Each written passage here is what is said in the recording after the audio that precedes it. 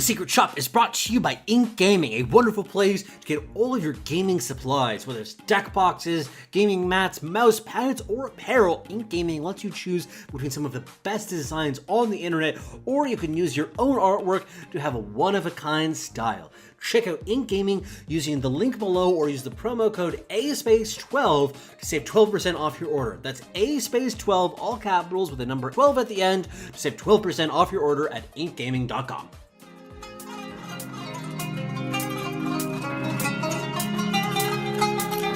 Greetings, my friend. Welcome to the Secret Shop. You put the effort into actually write out anything other than random fucking letters when you write your name in here.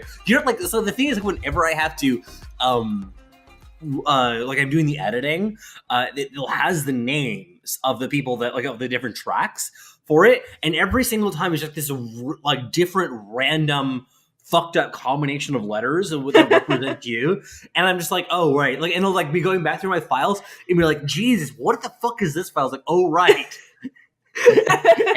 Yeah, don't you recognize it? It's the KKK, of course. Yeah. She would. We were discussing the fact that she was randomly the KKK today. It was not. Oh man, that sometimes just happens to white people. Yeah, I mean, you just shit's happen. You're going in the street and suddenly in white robes. Yeah, fucking seriously. I thought we were just having a campfire. And then and then there's just some LARPers playing the White Wizard or something, and then jeez. See, I thought of it as they told us to bring the white sheets. I thought that we were making tents or something with it, or maybe we're just gonna have a big slumber party around the campfire. But no, we're that's not how it works. Okay, guys.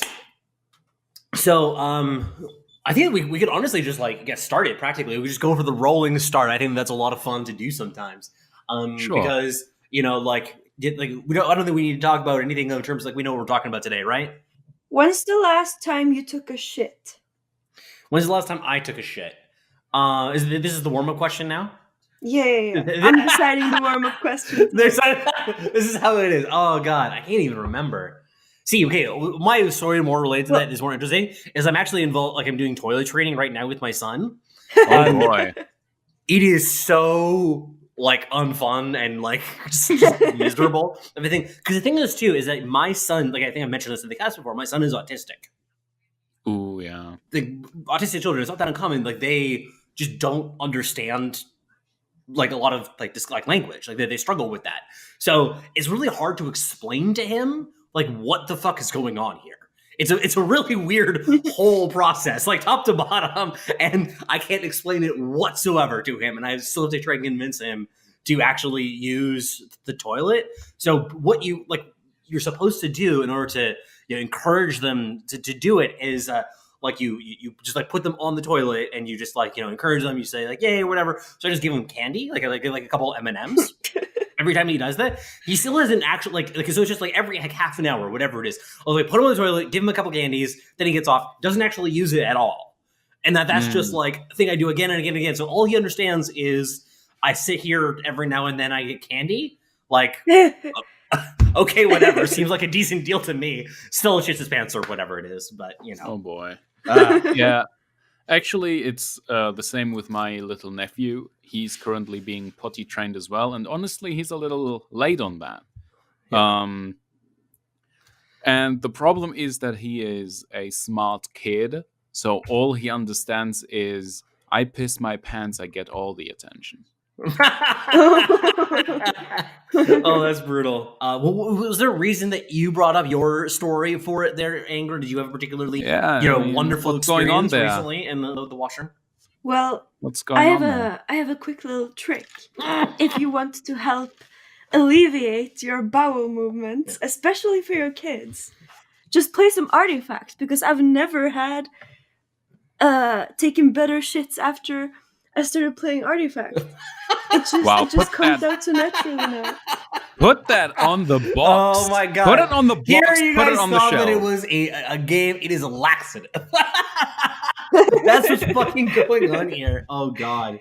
Oh man. Okay. So with that fine life hack from Angermania herself, let's get right into things. There have been a few things that have happened here over the last couple of weeks. This will probably be a little bit shorter cast because there hasn't been too much crazy stuff that's been happening, but there's been sort of little bits and pieces. Let's start with the most official stuff though first, which is the patch that came out on the 28th of January. Obviously, that was like almost 2 weeks ago. Now, by the time that we're recording this, I was a little bit busy, so it took a little while to get around to doing it, but we have a chance to do it now. Basically, there are two like main changes that happen here. One, a bunch of weapons, a bunch of items have been changed especially the gold costs. And then two, it has the blitz mode or like random blitz mode. We'll talk about that in a minute.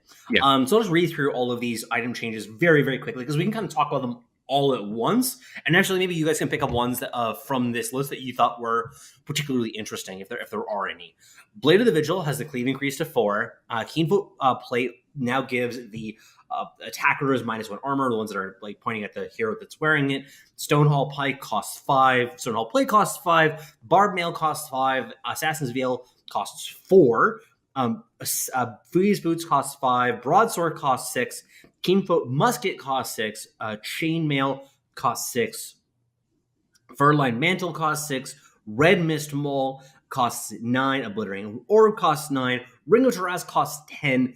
Cloak of Endless Carnage costs 10. Claymore costs 14. Plate Mail costs 12. And Hero's Cape costs 12. So that's a lot. But basically what this was is any item that hadn't been seeing very serious play and wasn't one of the basic items got some cost knocked off of it, more or less. Yeah. That's what happened here.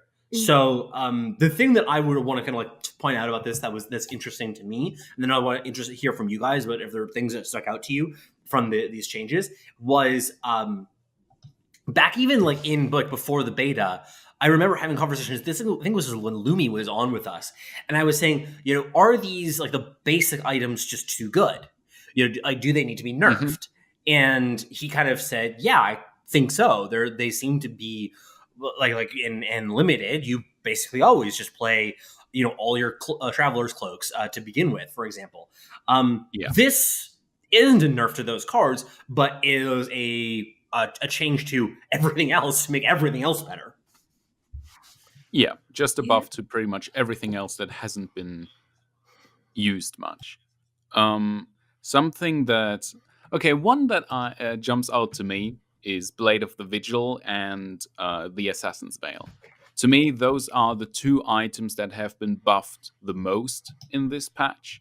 Blade of the Vigil now has enough cleave damage to kill a melee creep outright, which makes cleaning up lanes much easier. I put that into my deck, and it has been working wonders against anything that, has a slow but wide build, like, the whole Kana, Prelex, anything token related like Veno just takes care of that, like really puts a speed bump on their road. And Assassin's Veil has had its cost reduced by 1/3. I think it's good to put that into perspective. That's one of the few items that has been reduced by 2 gold. And I feel like this is like a response to people who were still salty about arrows, etc., because the Assassin's Veil's active allows a hero to, pick another target. That makes sense. Because it was kind of like that was one that stuck out to me too, and I think that's a good point of saying like, well, this is a good way to help control that, which people bitch about a lot. Anger, were there any of them that stuck out to you?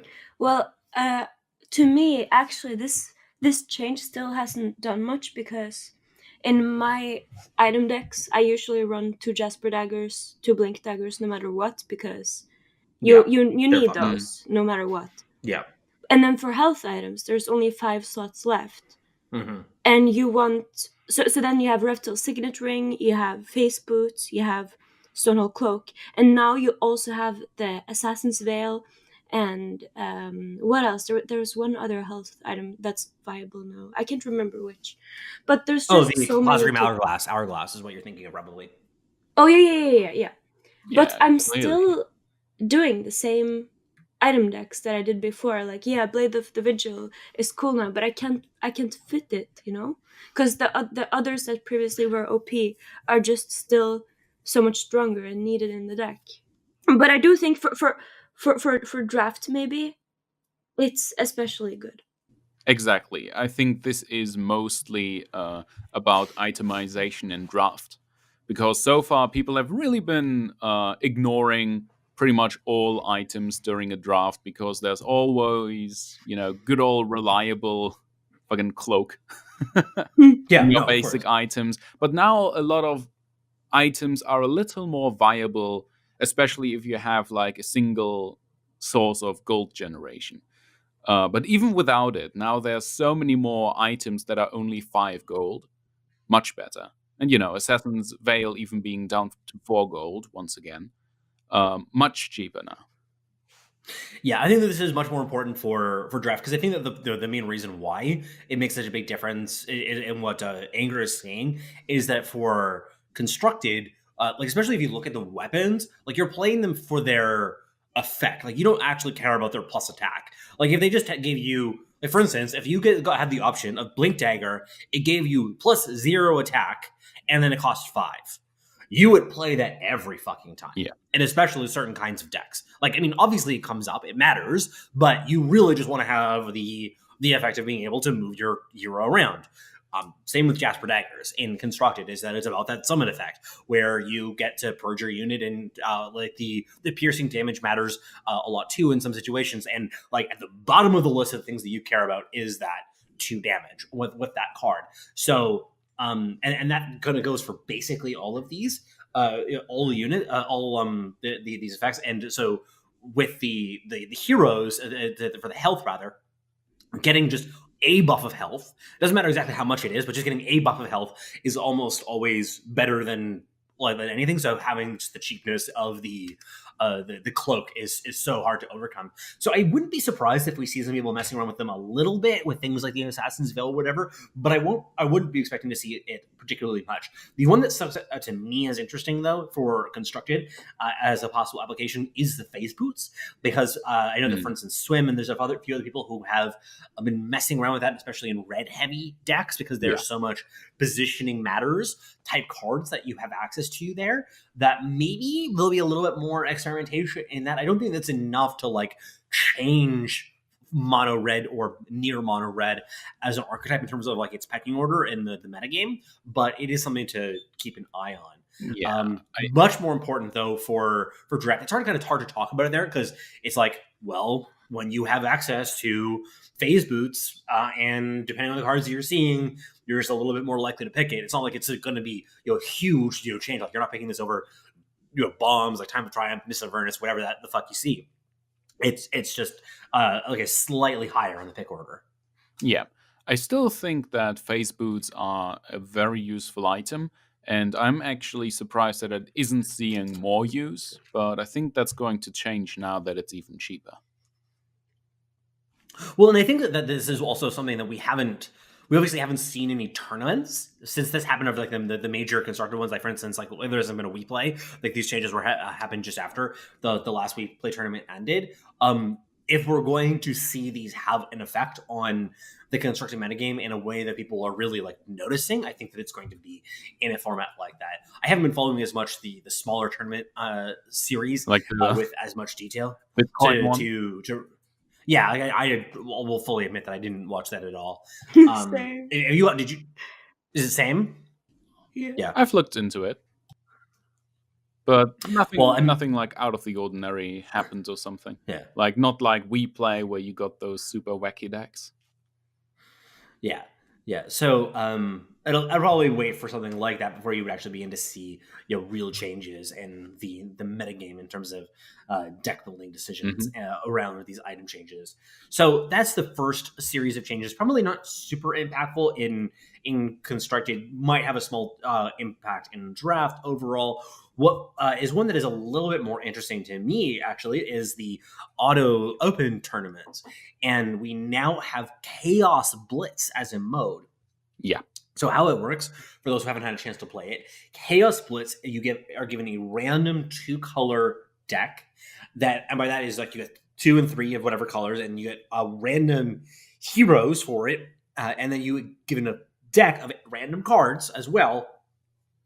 And you also have the speed timer. The speed timer is you have, I think it's like somewhere between 5 and 10 seconds per turn. Yeah, so 10 seconds is what it is.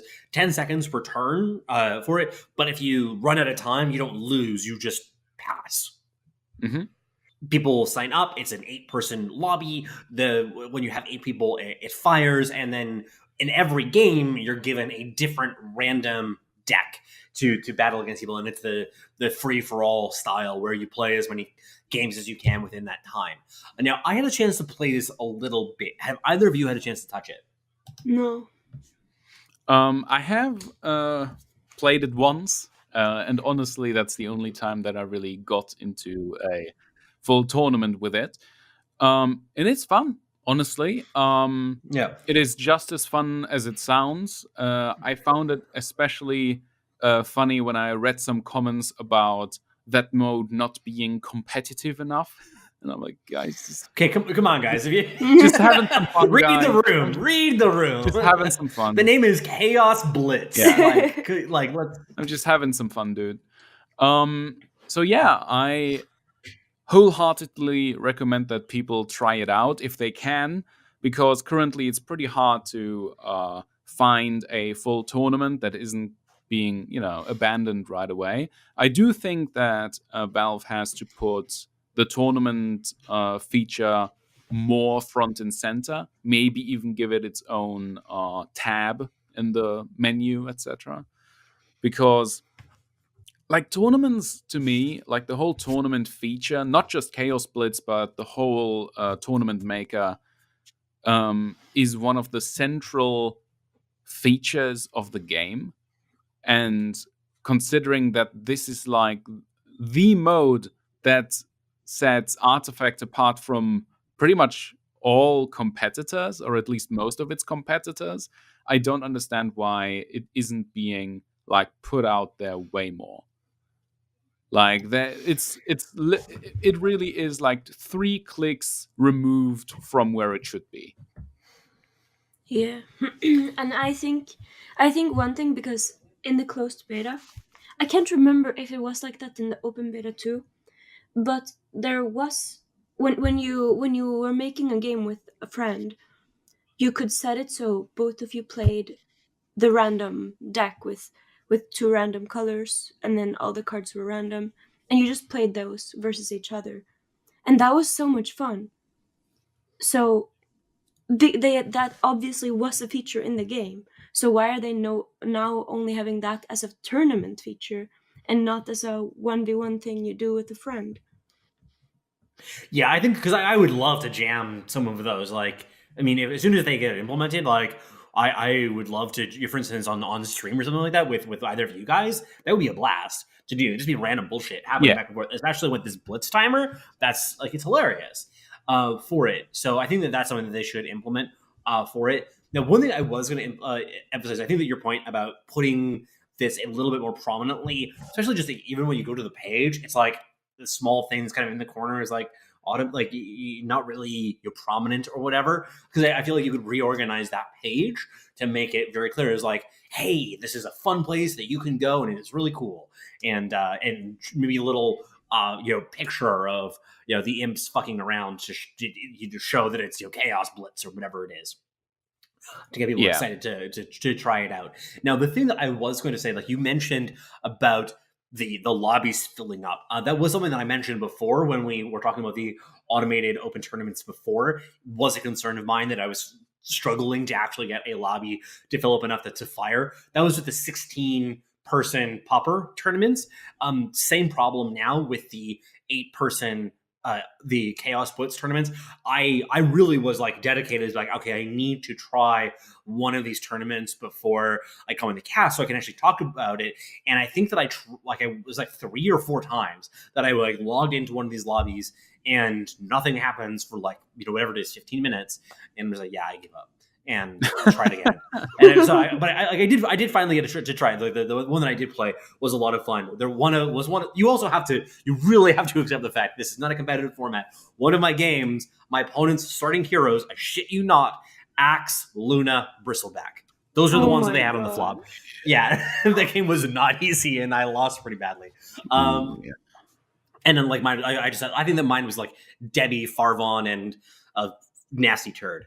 So it was like, so you have to accept the fact that that's what's going on here, and kind of have the fun with it and embrace the fact that the timer is super fast.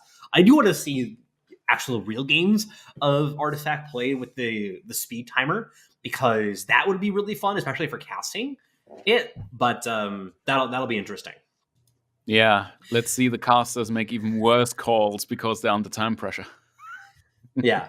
Yeah. Oh no, I think the specifically actually goes back to our conversation last week with Swim, because the placement period that you have for these games is actually fairly long. It is, compared to everything else. So I think that it would do really well in it if in fact his theory about timing was accurate. And honestly, ever since I've been thinking more thoroughly about my deployments, I have not been in dire need of a TP scroll every game. Guys, it really helps if you just think a little longer about your deployment instead of crying about TP RNG. Nah, man, I'm all about just jamming. Yeah. But once more about the chaos mode. Once again, I just think it needs to be featured more prominently, because I feel like if people knew about it, because let's be honest, the only people who do know about that change are the ones who read the patch notes. Well, I think a part of it too is there's a bit of a problem going on right now with queue splitting, is what you call it. Where so right now, let's talk about the various modes of play that you have. For standard play, quote unquote, we have draft and we have constructed. For prize modes, we have keeper draft, phantom draft, and constructed. We also have the call to arms event, and we have this open auto tournaments, and then like we even have things like the the tournaments that are done by like small organizers, and just for fun, like like one-on-one whatever for it. So that's like whatever it is, like 8 different modes, something like this. And what happens is you don't have like all of the different queues feel like they're not fully populated, because people are spread out between all of them, which ends up just like it kind of exaggerates the feeling of nobody being like playing the game. But I mean, the people playing, it's just they're being spread out a lot, which it kind of creates a bit of a weird feel to it, especially for a mode that requires 8 people in order to fire. Yeah, I just play matchmaking, dude. That's still really quick, because you just need one person around your level. It's been working out. But once again, I think that just needs to get like a center spot in the UI, because I think if more people knew about it, it would be played more, simply because that's actually a mode where you play with a deck that you can't afford, perhaps. Like, you get a random deck with cards that you do not own necessarily. I feel like that would be more popular if only people knew. Yeah. Interested to see where it goes from here. But with that, I actually do want to transition to talk a little bit more about some of the less official changes. And I'm actually going to throw it off to Anger to tell us a little bit about some of this. I know that you did like a video, for instance, with VNN about this a little bit, etc. Can you tell us about the puzzle mode and sort of the story behind what's going on there? Yeah, it's really cool. Tyler from VNN found in the game files the different puzzles that it seems like Valve wants to maybe make a campaign in the future. Some people are saying it's just something they've been using for testing out different things, but it's quite obvious when you actually look at it that it might be a campaign, because there is some lore into it. And the way it works is if you load up one of these puzzles, and they're all numbered from 1 to 5, and then there's also a letter from A to D, and then what build it is. And the first number is the difficulty. There's 5 different difficulties, and then there's 4 different decks, the A, B, C, D. And then the build is like what the scenario is, how much mana you have, how many cards you have. Like some games, the enemy starts with like 10 cards on his hand, but only like 1 mana. And then you start with 5 mana and 3 cards on your hand. But what's especially important is the number with the deck, and also the deployment, because the 4 different decks are, there's one Prelex Venno blue-green deck, and then there's one Prelex Bloodseeker blue-black deck, and then there's one mono-green deck and one mono-black deck. And that doesn't sound very particularly super cool until you see the creeps that get deployed, okay? Because with your own deck, and you play the same deck no matter what, which is red, blue, and you always get normal melee creeps. But for example, with the mono green, at some of the most difficult levels, the enemy gets Thunderhides deployed. Oh shit! Literally, Thunderhides is the creeps. And like the Rix deck, you have Vul Martyrs deploying instead of melee creeps, and you have Rebel Instigators deploying. And then in the Sorla deck, the Oglodi deck, you have Oglodi Vandals deploying, and the what's it called, the Untested Red Grunt. Mist Pillagers. Not Red Mist Pillagers. Aww, But you have those in your deck, and that's also one interesting thing, because you have Bronze Legionnaires and Stonehall Elites and Burning Oil in your own deck. So what it might mean is you are actually playing as the Bronze Legion, and you're playing versus the Oglodi Horde and the Vul Rebellion. Right, so you are seeing a possible story progression behind these puzzle levels as well. Yeah, exactly. So that's why I think it's more than just some test puzzles that Valve used to test out different things. Like, it looks like they're actually trying to make a story and a campaign. And I think that it's very deliberate too, because especially like Valve knows. Like I was watching just recently this morning the VNN video talking about all of this, and saying like like his theories about like, oh, they weren't like cleaning up the files. There's all this stuff that's in there, and this is what we learned from it. The thing from it that was that I thought was kind of interesting, or that I thought was like a weird comment about it, saying, like, oh, you need to clean it up more. They didn't clean up this stuff, and I'm kind of like, I don't think that this was a mistake. I think that because like they know that Tyler is going to go through these game files every fucking time, because he always fucking does, right? Like this wasn't like, how do you just randomly forget to leave whatever it fucking is, all of this shit labeled in an obvious way? You read it and it's like it's saying things like there's also mutation, we'll talk about in a moment, but like there's these stuff that says like, plain as day is like, this is content that's coming to the, because what it reads to me is like, this is content that's coming to the game. It's not quite ready yet. Like, for instance, like things like voice lines and other like animations or cutscenes, they might need to have that sort of shit polished for the puzzle mode to actually be fully implemented as a campaign, or maybe like also like a puzzle builder like interface, because like there's been some user created puzzles using the same infrastructure. So like we can, like I feel like all of that stuff is almost done. They want to just say, this is what we mean by, like, one of the jokes that was in the patch notes there at the very end is the unchanged, still in it for the long haul. This is, I think, like basically them saying that and showing that and saying, this is us still being in the long haul, because we have all these breadcrumbs for you to take a look at. This is what Valve always does. Like, they've been doing that, ever since they knew that people have been going through their game files. They've done that with the Dota ever since the beta. Like I was for those of you who don't know, I used to be a moderator on the Play Dota forums. Those are the original forums and place of download for Dota All Stars, the original mod. And I was actually one of the people who first discovered that, hats are coming to Dota 2. Like, me and a buddy of mine, Draconis, were the first to find that out. And later on, Cyborg Matt became the big, data miner for Dota 2. And I helped him out for some of those blog posts as well. And yeah, for all of those people who keep asking Valve for a roadmap, this is basically how Valve does roadmaps. They leave them, they leave their plans in the game files for people to find, so they can feel good about discovering it.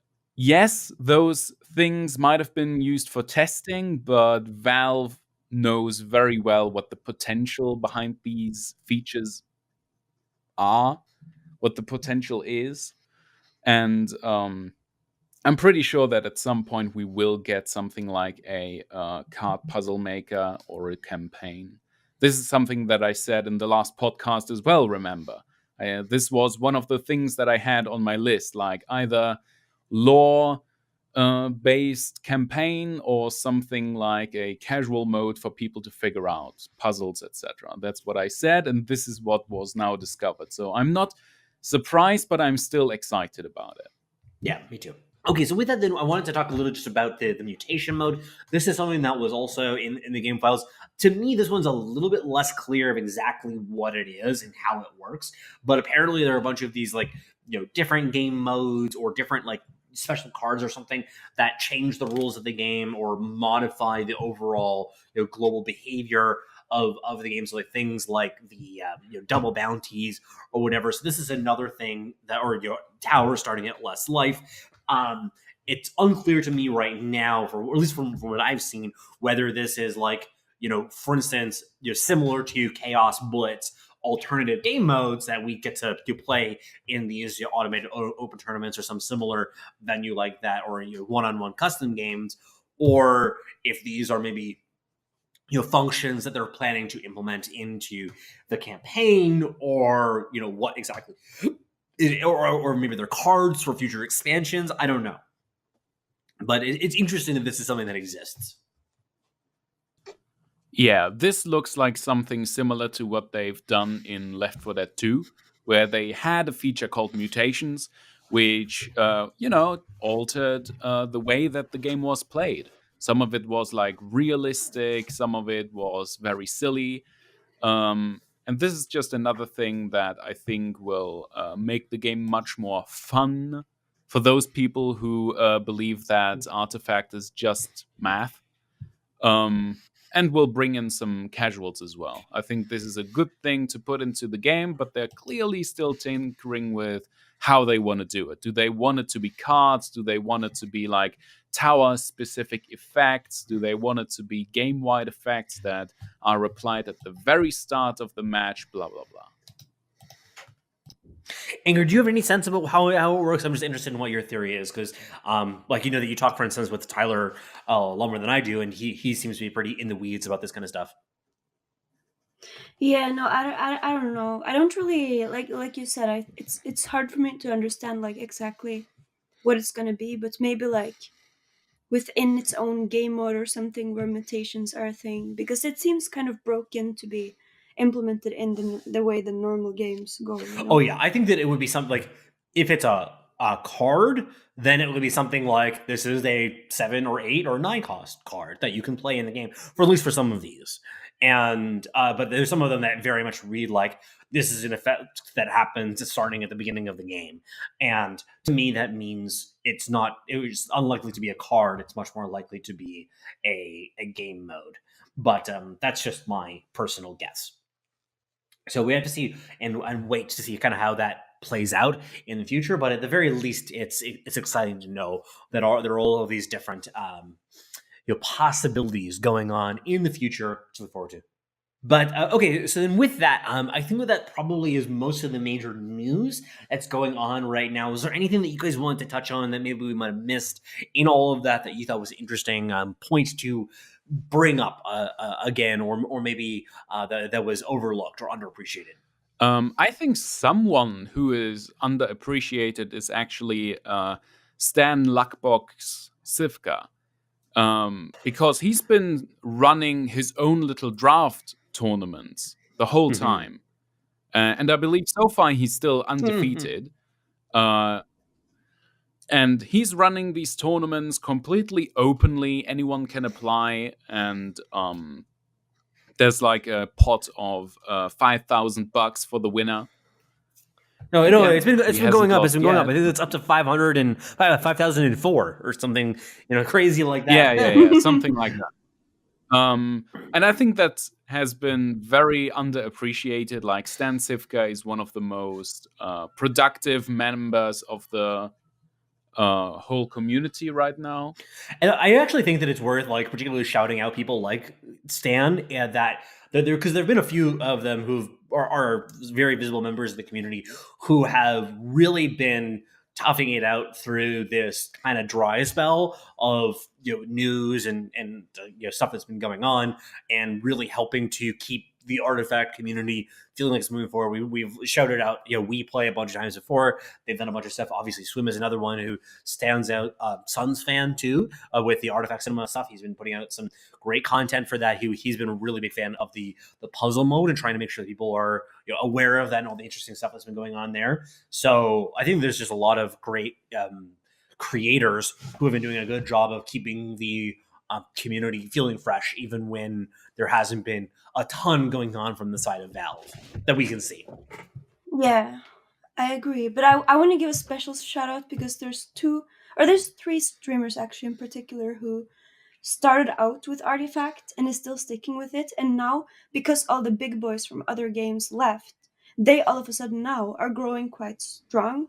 And I think they are actually, of course, we're going to treasure everyone, but I want to treasure them even more simply because they were not good in beforehand. They are big in beforehand from a different game. They started with Artifact.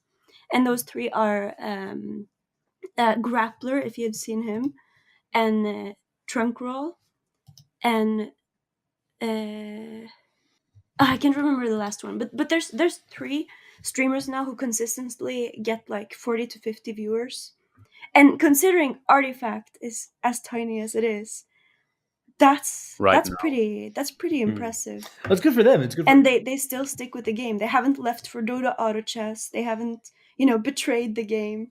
Auto Chess has taken so many people from us. It was like that game just blew up, and everyone was like, "Ooh, check this thing out." I mean, there's nothing wrong with that, though. I think that especially, I've been spending more of my time recently doing the Eternal stuff, because there's a lot of shit going on right there. There's a big tournament that's happening this weekend that I'm hoping to play in, etc. So that's there's a lot of reasons why all of that shit happens, but at the same time, it's people who do stick it out and consistently put out the content, keep their streams up. Hopefully they're able to, when the game kind of finds its stride, find its second wind, that they can ride that to some success. I am hoping to spend some more time doing the Artifact stream once this tournament is done specifically for it. The Eternal stream has been been really, really fun. So there happens to be anybody who's listening who hasn't been checking me out, who does play Eternal, I would love to have you hang out with me when I'm streaming, but I am hoping to do some more Artifact streaming sometime in the near future. Artifact, Anger rather, is still continuing with that, of course, though, as I understand it, even also doing some auto chess as well, and all sorts of other things on your stream, correct? Oh, yeah, I've been playing a little bit of Artifact, a little bit of the puzzle mode.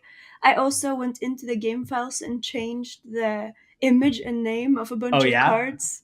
So now all the decks are super funny. I just do this. I have Joey from Yu-Gi-Oh! and oh my God. Yeah, it's really funny. Do you have a Steve Buscemi deck yet? No, but that's a good idea. Just celebrities with Steve Buscemi Photoshop.